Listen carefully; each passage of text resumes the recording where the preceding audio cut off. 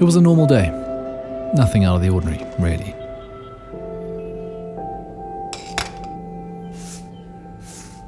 No one could have guessed what was coming.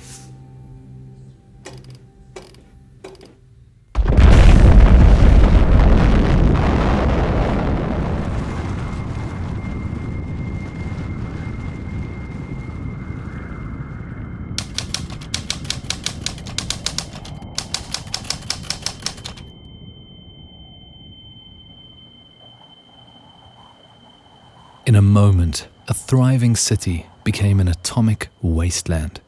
The human spirit had been crushed under the rubble. But one man would not accept that this was the end for Hiroshima. A man named Jojiro Matsuda, founder of Mazda. He had a vision that she would rise from the ashes, stronger than she had been before. So what did he do? He looked at what he had, a small fleet of Mazda green panel 3-wheel trucks. His motor company had developed them some years before, and it was the perfectly agile yet reliable vehicle Hiroshima needed to begin her rebuilding. Day by day, these humble vehicles went out and transported bricks, cement, wood. Supplies were also brought to the people. Once again, the hungry could eat, the sick could be cared for, children could be taught. And with every sighting of this simple Mazda green panel truck, the people began to lift their heads. The arrival of this fleet was so much more than a lifeline.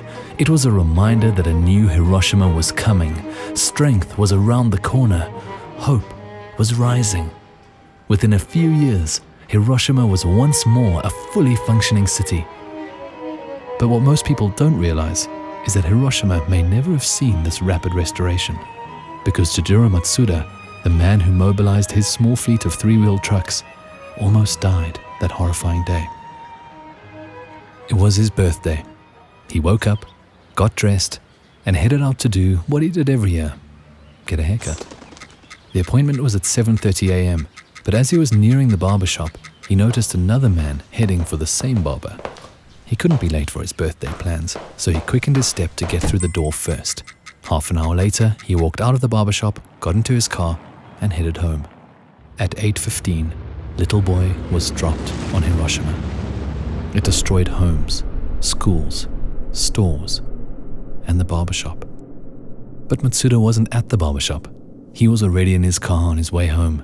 The devastating blast knocked him out of his car and left him lying on the side of the road, broken, but alive. Now imagine Matsuda hadn't quickened his step that fateful morning. Hiroshima may never have seen the Mazda green panel trucks driving the streets, or been reminded of her resilience, or felt the rise of hope in her heart. Some may argue that Hiroshima may never have returned to her former glory at all. Thankfully, we don't have to imagine that, because a man with a vision was on time for a haircut.